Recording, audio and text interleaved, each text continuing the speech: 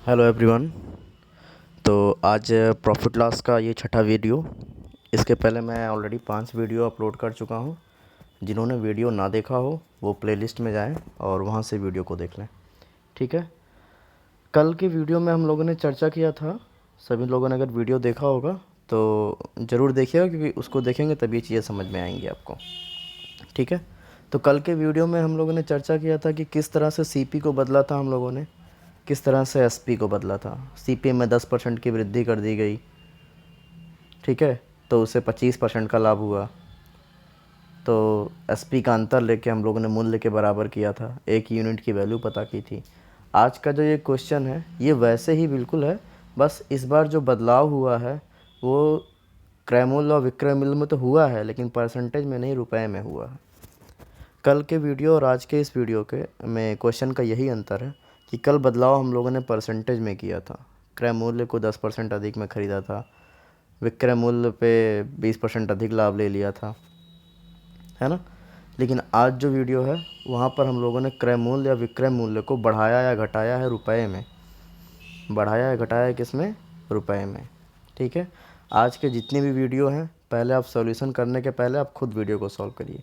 ये जो क्वेश्चन मैंने आपको दिया, पहला क्वेश्चन जैसे आपके स्क्रीन पे दिख रहा होगा, पहला क्वेश्चन। ठीक है। इसको पहले आप वीडियो को पॉज करिए और इसे पहले खुद सॉल्व करिए। देखिए क्या आप इसको लगा पाते हैं, है ना। चलिए आप सभी लोग पेन कॉपी उठाइए और इस क्वेश्चन को तुरंत लगाइए। ठीक है। लगा लेंगे, पुश करके लगाइएगा वीडियो को और उसके बाद मैं आगे आपको सॉल्यूशन बताता हूँ। तो क्वेश्चन है, एक वस्तु को 20% लाभ पर बेचा गया। कल भी ऐसे ही था ना। एक वस्तु को 20% लाभ पर बेचा गया। यदि क्रय मूल्य और विक्रय मूल्य दोनों को 20 रुपये कम कर दिया जाए। बात समझ रहे हैं? कोई वस्तु थी, मान लो 100 पे ख़रीदा, 120 पे बेच दिया आपने। कह रहा है क्रय मूल्य को भी कम कर दिया गया और विक्रय मूल्य को भी कम कर दिया गया, 20-20 रुपये। ठीक है। तो लाभ पहले से 10% ज़्यादा होगा। लगाने का प्रयास करिए आप सभी लोग। वस्तु का क्रय मूल्य बताना है। ठीक है। कोशिश करेंगे पहले, फिर मेरे सॉल्यूशन पे जाएंगे आप लोग। ठीक है। तभी आपको समझ में आएगा कि आपने कुछ पाया कि नहीं। आप पहले लगा ले रहे थे, हो सकता है मैंने जो मेथड बताया उससे आसान तरीके से आप लगा लो, ये भी तो हो सकता है। इसीलिए आप क्वेश्चन को पहले खुद सॉल्व करो। ठीक है। चलिए तो आते हैं सॉल्यूशन पे, लेकिन पहले आप लगा लेना इसको। कभी भी क्रय मूल्य और विक्रय मूल्य में रुपए की कमी हो, टाइप क्या है? क्रय मूल्य या विक्रय मूल्य में जब भी रुपए की कमी या ज़्यादा की जाए, रुपया कम कर दिया जाए, रुपया ज़्यादा कर दिया जाए, इस टाइप के क्वेश्चन को लगाने के लिए मैंने एक ट्रिक बनाया है, क्योंकि आप बेसिक से लगाओगे बहुत लंबा जाएगा और शायद लगे भी ना, है ना। इसीलिए मैंने इसके लिए क्या बनाया, एक ट्रिक बनाया है। इस ट्रिक को आप समझिए कैसे करना है। ठीक है। 20% का प्रॉफिट हुआ था ना, देखो 20% का लाभ और 20% की वैल्यू हो गई 1/5। 20% की वैल्यू कितनी हो गई? 1/5। और अगला क्या था? 20 रुपये कम कर दिया जाए तो पहले से 10% ज़्यादा लाभ होगा। अब देखो 10% लाभ की बात नहीं कर रहे, 10% ज़्यादा लाभ होगा। इसका मतलब पहले 20 हो रहा था, अब 10 ज़्यादा होगा। तो 20 10 कितना होगा? 30 होगा। तो अब लाभ कितना होगा? 30% का होगा। लाभ कितने का होगा? 30% का होगा। तो बोलो सबको बात समझ में आ रही है? पहले 20 का हो रहा था, 10 ज़्यादा होगा। तो दोनों की वैल्यू मैंने लिख दी। 20% को लिख सकते हैं 1/5 और 30% को कितना लिख सकते हैं? 3/10। बोलो ये बात सबको समझ में आ रही है? किसी को कोई दिक्कत? आगे बढ़ते हैं। चलिए तो क्रय मूल्य पे और विक्रय मूल्य पर आते हैं। 20% वाले पे पहले बात करते हैं हम लोग। 20% की वैल्यू कितनी है? 1/5। क्रय मूल्य पहले 5 रहा होगा, 5 पे 1 का प्रॉफिट, तो विक्रय मूल्य कितना हो गया? 6 हो गया। ठीक है। फिर क्या हुआ? 10% ज़्यादा प्रॉफिट हुई। 10% क्या हुआ? ज़्यादा प्रॉफिट हुआ। तो 30%, 20 से कितना हो गया? 30%। पहले क्रय मूल्य 10 था, अब विक्रय मूल्य कितना हो जाएगा? 13 हो जाएगा। ठीक है। 10 पे खरीद के कितने में बेचा उसने? 3 के लाभ पर बेचा। 10 पे 3 का लाभ मतलब विक्रय मूल्य कितना हो गया? 13 हो गया। बोलो ये बात सबको समझ में आ रही है? ये बदलाव क्यों आया? ये बदलाव इसलिए आया क्योंकि क्रय मूल्य और विक्रय मूल्य दोनों को ही 20 रुपये का कर दिए गए थे, है ना, कम कर दिए गए थे। दोनों को ही 20 रुपये क्या कर दिए गए थे, कम कर दिए गए थे। अगर यही परसेंटेज का हो तो कल वाले तरीके से ही हम लगाए होते, है ना, क्योंकि रुपए में कहा इसलिए हमको तरीका आज चेंज करना पड़ा। ठीक है, 20 रुपये कम। देखो, कम या ज़्यादा, ठीक है, या तो 20 रुपये कम कर सकता था या 20 रुपये क्या कर देगा, ज़्यादा कर देगा। तो यहाँ अभी प्लस माइनस मैं नहीं लगा रहा हूँ, 20 पे मैं ना तो प्लस लगा रहा हूँ ना तो माइनस, क्योंकि दोनों कम कम है तो कोई प्रभाव नहीं पड़ेगा। दोनों ज़्यादा ज़्यादा होता तो भी कोई प्रभाव नहीं पड़ता, लेकिन जब एक कम करेगा एक ज़्यादा, अभी उस पर मैं बताऊँगा, वहाँ प्लस माइनस आपको लगाना होगा। ठीक है, दोनों रुपए को कम कर रहा है, 20 रुपये क्रय मूल्य में भी कम किया, 20 रुपये विक्रय में कोई दिक्कत नहीं है। 20 रुपया विक्रय मूल्य को भी बढ़ाया, 20 रुपया क्रय मूल्य को भी बढ़ाया है, तो भी साइन लगाने की कोई ज़रूरत नहीं है।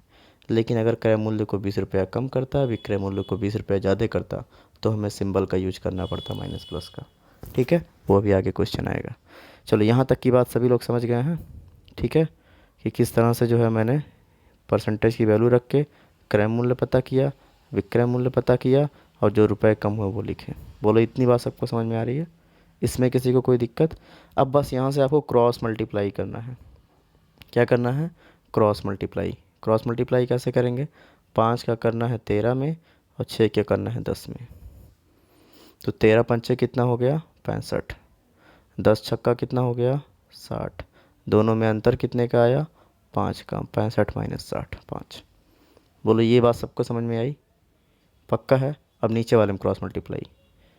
10 में 20 का 200 और 20 में 13 का 260। 260 में से 200 गया तो कितना बचा आपका? 60 बचा। ठीक है, बस क्रॉस मल्टीप्लाई करना था। ठीक, कोई दिक्कत किसी को? तो ये दो अंतर मिला, ये रुपए का अंतर हो गया और ये क्रय मूल्य विक्रय मूल्य का अंतर हुआ। तो 5 का अंतर आया 60 के बराबर। तो 5 बराबर कितना मिला आपको? 60। समझ रहे हो ना सभी लोग? क्रॉस मल्टीप्लाई किया हम लोगों ने, 5 में 13 का, 6 में 10 का, और इधर रुपए से किया परसेंटेज में। तो 5 बराबर कितना मिला हमको? 5 बराबर हमें कितना मिल गया? 60। अगर 5 बराबर 60 मिला तो 1 बराबर कितना हो गया? 12। बस 1 यूनिट की वैल्यू यही पता करना था। 1 यूनिट की वैल्यू पता करते। अब क्वेश्चन में जो भी पूछेगा आप बता दो।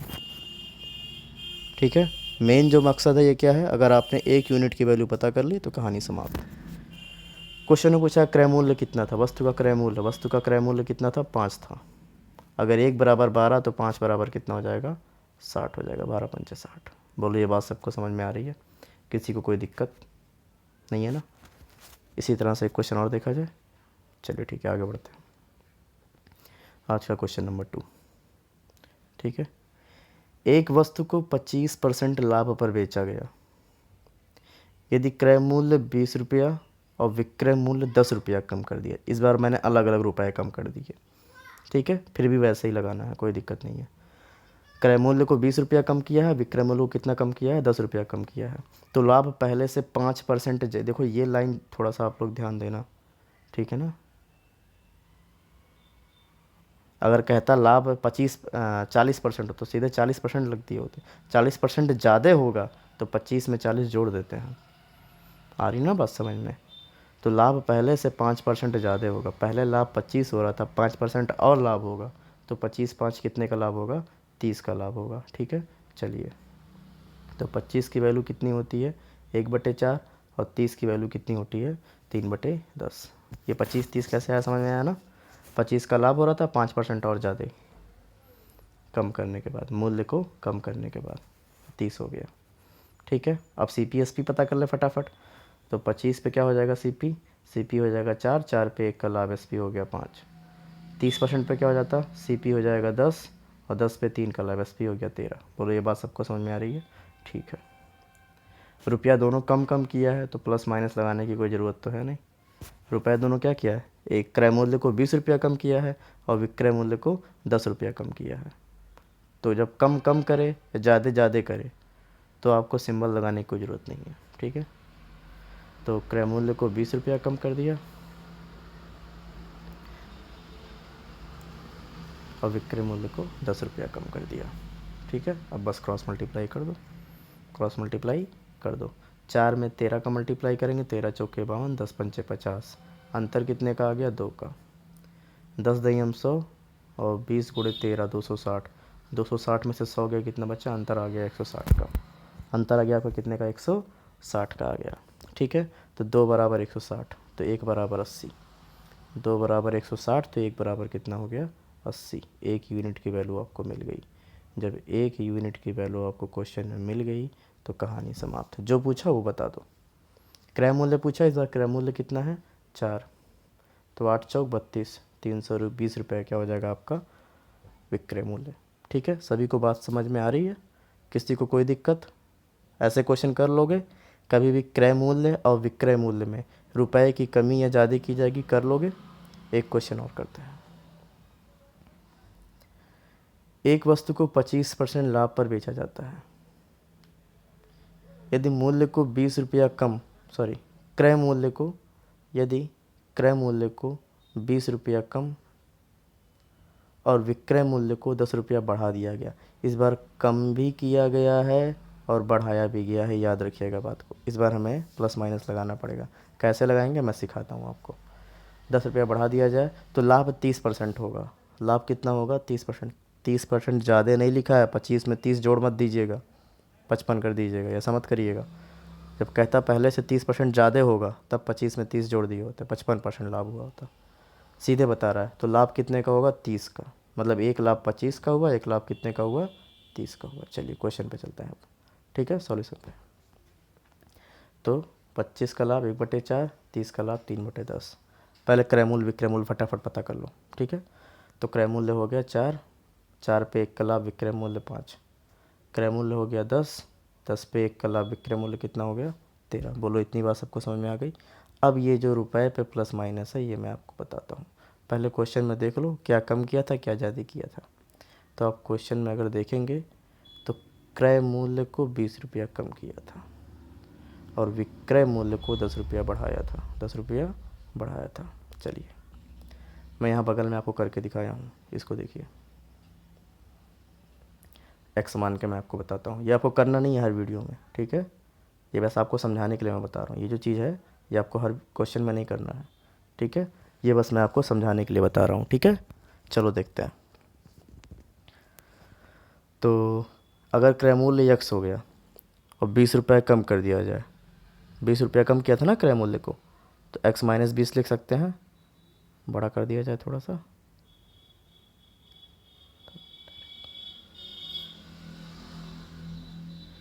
x माइनस 20 लिख सकते हैं। ऐसा ही विक्रय मूल्य y था, 10 रुपया बढ़ा दिया गया तो y प्लस 10 लिख सकते हैं। लिख सकते हैं कि नहीं, है ना? किसी को कोई दिक्कत? अब दोनों में अंतर कितने का आएगा? तो अंतर निकालेंगे तो क्या आएगा? x, अंतर में मतलब क्या? Difference minus.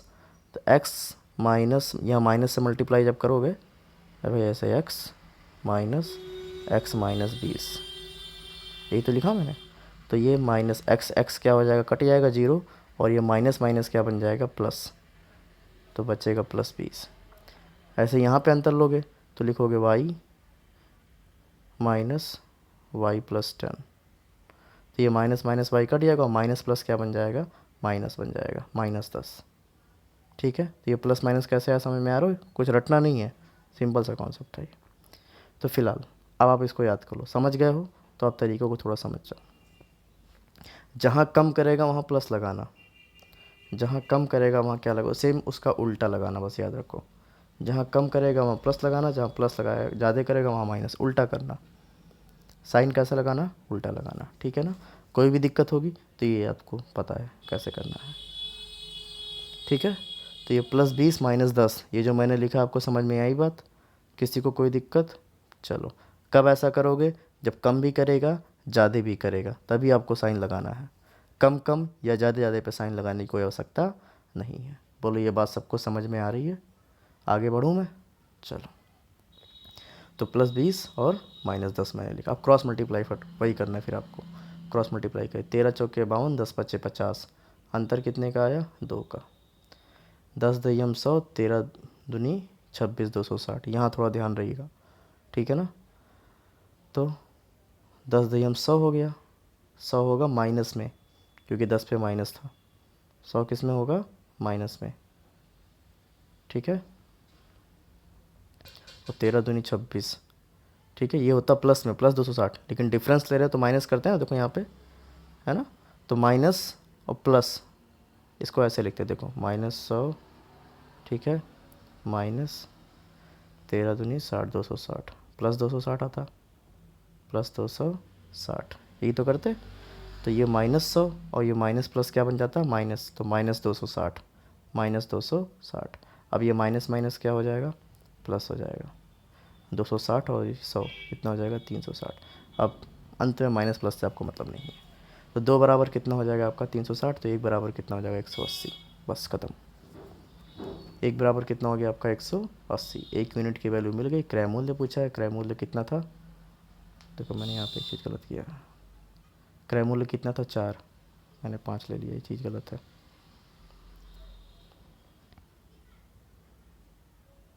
क्रय मूल्य कितना था आपका 4 था, ठीक है।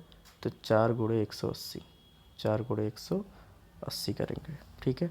आंसर कितना आ जाएगा, 8 चौके 18 चौके कितना होता है बताइए। अगर नहीं पता तो पता है कि नहीं, 720। अगर नहीं पता है तो मल्टीप्लाई कर लेना, ठीक है। 4 में 0 का मल्टीप्लाई करेंगे 0, 4 8 32 के 2, हासिल लगा 3, 4 1 जब 4 3 7, 720 आंसर आएगा, ठीक है। किसी को कोई दिक्कत, सबको समझ में आ रही है बात, पक्का है। आगे बढ़े हम लोग, आगे बढ़े, चलिए। तो इस 3 क्वेश्चन के माध्यम से मैंने आपको समझाया कि किस तरह से क्रय मूल्य और विक्रय मूल्य में जब भी रुपए की कमी ज़्यादा की जाएगी तो क्वेश्चन कैसे लगाना है, ठीक है। सभी लोग लगा लोगे इस टाइप के क्वेश्चन, कोई दिक्कत नहीं है। तो दोनों तरह के क्वेश्चन मैंने करा दिए। कल के वीडियो में परसेंटेज में कम ज़्यादा किया था, आज हम लोगों ने रुपए में कम ज़्यादा कर दिया, ठीक है। किसी को कोई दिक्कत नहीं होनी चाहिए, ठीक है, पक्का है। चलिए, ये क्वेश्चन अगर आप किसी को दे दो तो बहुत लोग लगा नहीं पाएंगे, अगर ये मेथड पता ना हो तो फंस जाएंगे एक बार, ठीक है। तो बड़े ही आसानी से आपने ये मेथड सीख लिया। चलिए क्वेश्चन नंबर 4। अब हम लोग आते हैं 2 आर्टिकल पे, कुछ क्वेश्चन करेंगे यहाँ से, ठीक है। अब ये बातें यहाँ पे ख़त्म होती है।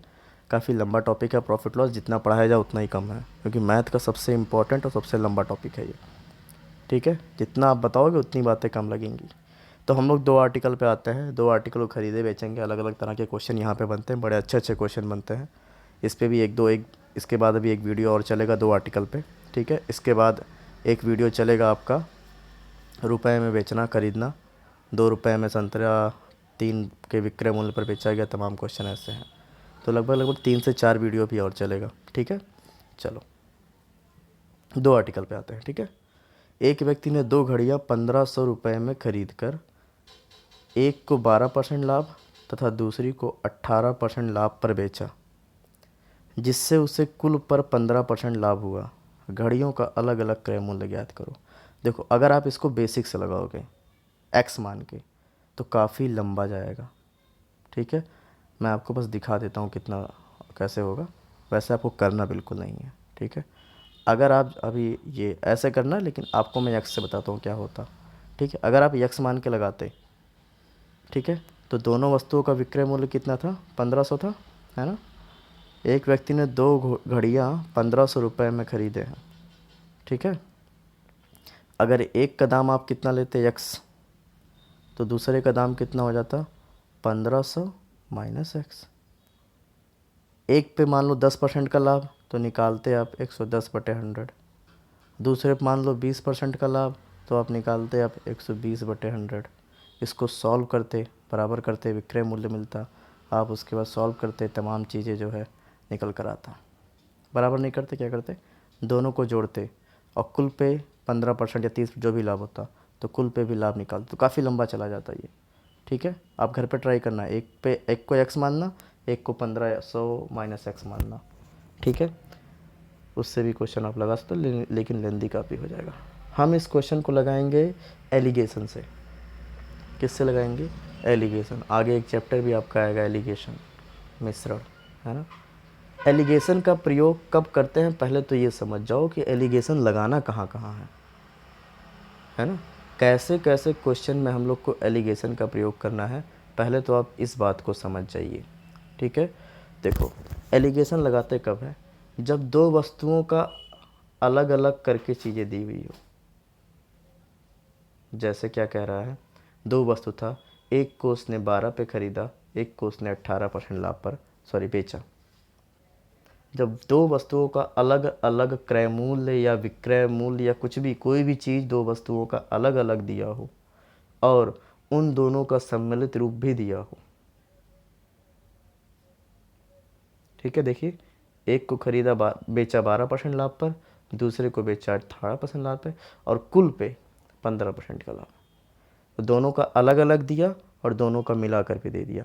जब भी ऐसा केस बने किसी भी चैप्टर में, है ना, कि दो वस्तुएं थी, दोनों का अलग अलग भी दिया था और दोनों का मिलाकर भी दिया था, ऐसे केस में आप तुरंत एलिगेशन लगाओ, है ना।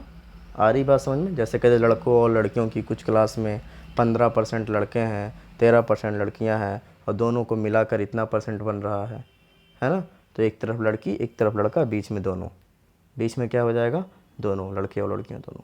तो ऐसे ही एक तरफ हम लोगों ने रख दिया 12% का लाभ, एक तरफ हम लोगों ने रख दिया 18% का लाभ, ठीक है, और बीच में क्या रख दिया, जो कुल सौदे पर जो दोनों पर हुआ था, तो दोनों पर उसको कितना हुआ था, कुल पर मिलाकर कितना हुआ था, 15% का लाभ, ठीक है। अब इससे इसको माइनस कर दो, अंतर ले लो, 18 का 15 का अंतर कितना आएगा, 3, और 12 में 15 का अंतर कितना आएगा, 3, 3 को 3 से काट दिया, आ गया 1:1, ठीक है। मतलब इसका क्रय मूल्य जो होगा उसका अनुपात होगा 1 और इसके भी क्रय मूल्य का अनुपात होगा 1, मतलब दोनों बराबर है, दोनों क्या है, बराबर है। तो कुल रेशियो कितना हो गया, 1 और 1 मिलाकर कितना हो गया, 2 हो गया, कितना हो गया, 2, ठीक है।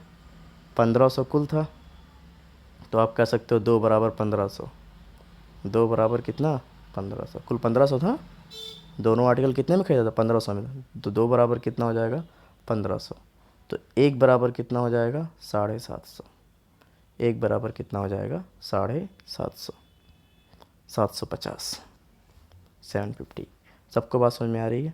तो दोनों वस्तुओं का क्रय मूल्य पता करना था, पहली वस्तु का क्रय मूल्य 750, तो दूसरी का भी कितना हो जाएगा, 750 ही होगा, तो आंसर हो जाएगा 750, 750। बोलो, ये बात सबको समझ में आ रही है, किसी को कोई भी दिक्कत है क्या इसमें, ठीक है। एलिगेशन लगा के फटाक से रेशियो पता करो, कहानी समाप्त। तो आप देख रहे हैं रेशियो का ये चैप्टर बड़ा ही इंपॉर्टेंट है, घूम घुमा कर अंत में रेशियो पे हम लोग आ ही जा रहे हैं, है ना। क्वेश्चन नंबर 5, एक फर्नीचर निर्माता 10,000 रुपये में 2 अलमारियाँ तैयार किया, उसने एक को 15% लाभ तथा दूसरे को 10% लाभ और दोनों पर 12% लाभ। तो आप समझ गए, एक का दिया है, दूसरे का दिया है, दोनों मिला कर दिया है, तुरंत दिमाग को कहो भैया एलिगेशन लगा दो, सवाल समाप्त हो जाएगा, रेशियो मिल जाएगा हमें। और रेशियो ही तो हमको पता करना है, अभी तक हम रेशियो ही तो पता कर रहे हैं, ठीक है ना। तो बस समाप्त करो इस क्वेश्चन को। एक पे 15 का लाभ, एक पर 15 का लाभ, एक पर 10 का लाभ और दोनों पर 12 का लाभ। 10 में से 12 गया 2, 15 में से 12 गया 3। इस बार जो अनुपात बनाओ कितने का बना, 2:3, 2:3। तो दोनों मिला दिया तो कुल अनुपात कितना हो गया, 5।